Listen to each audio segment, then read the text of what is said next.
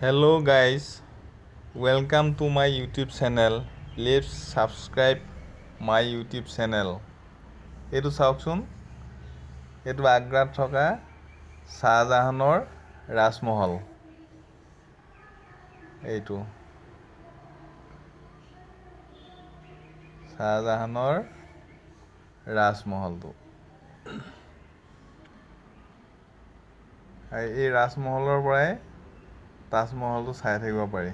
যমুনা নদীৰ পাৰতে আছে এইখন নদীখন।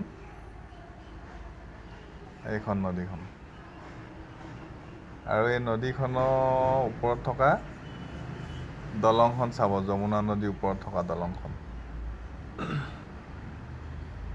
চাব দেই।